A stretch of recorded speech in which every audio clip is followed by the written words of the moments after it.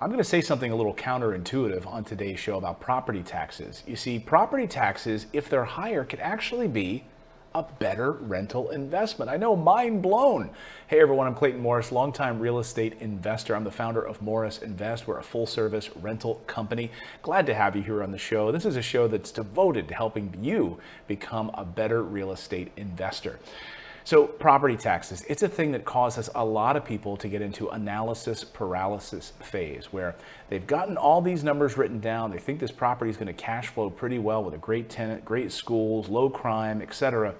And then they get to the property taxes and oh no, they're a little bit higher than what they've had maybe in some other states or some other markets that they might be used to, or that they've heard might be too high just in general.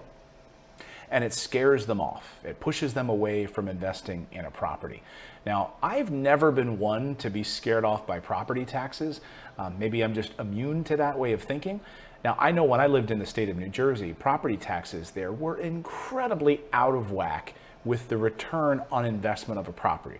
And in certain situations, that's absolutely true. So I'm not going to paint a broad brush here and say that all rental markets are created equal. California, for instance, New Jersey, New York, Connecticut, cities and states that I would never invest because they're overpriced. And when you tack on the additional regulations and property taxes, it just makes it unfavorable for me as a rental investor. But what about a state like Texas? Now, you might be looking at Texas. You might have heard that Texas, for instance, has higher than normal property taxes. Aha, they do in certain areas. They also have no state income tax.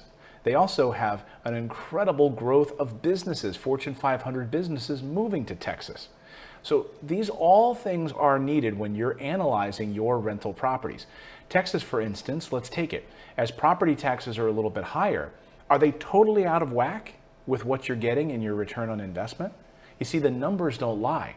So if the ROI of your property is still returning a 7, 8, 9, 10% net cash on cash return, then what's the problem?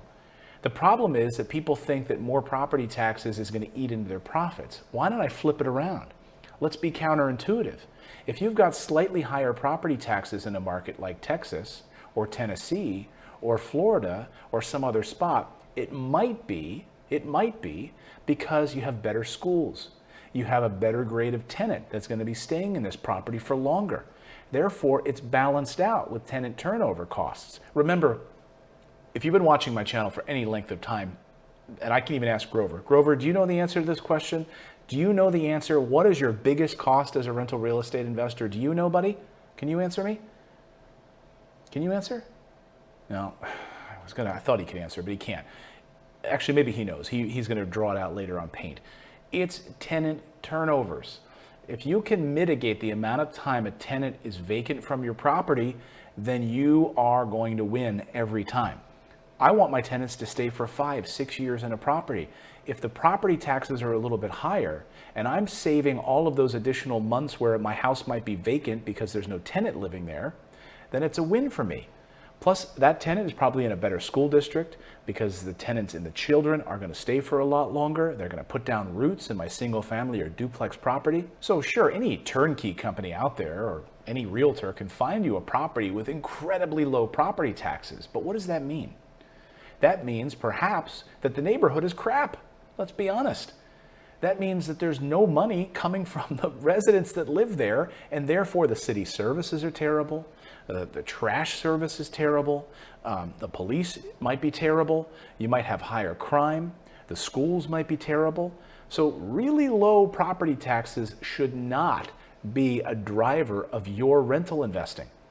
Now, it shouldn't be out of whack. Like I mentioned, New York, New Jersey, Connecticut, California.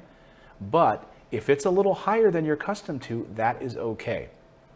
Next point I want to make is it all comes down to ROI, return on investment.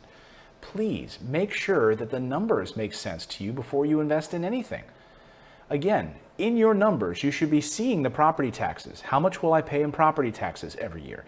How much am I paying in insurance? How much am I paying my property manager? How much do I have to set aside for expenses? All of those things should be going into your formula.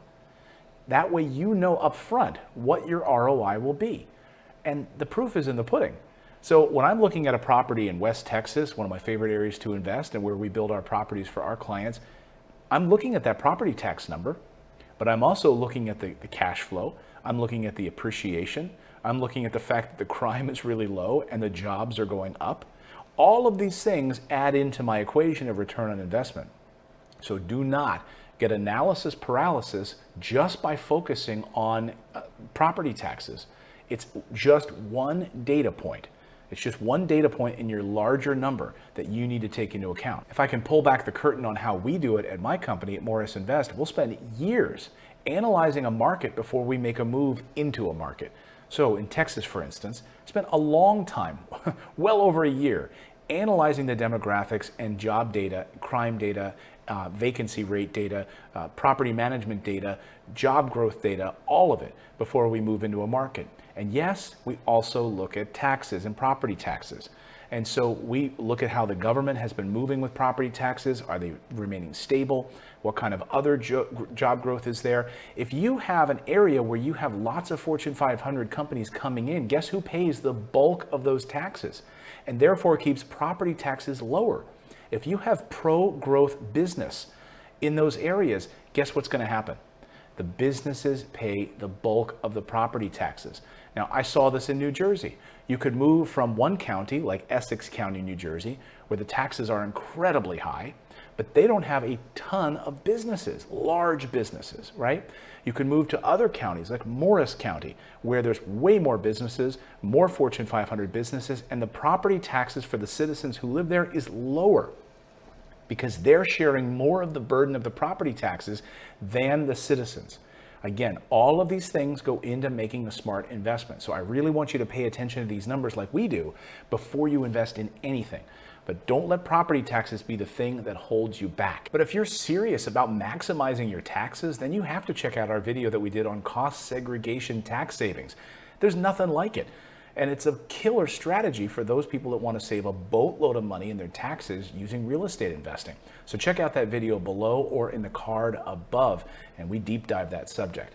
Thank you so much for subscribing to our channel and hitting that little bell notification so you're always alerted when we publish a new video. Now go out there, take action, become a real estate investor. I believe it's the #1 way to build wealth. We'll see you next time.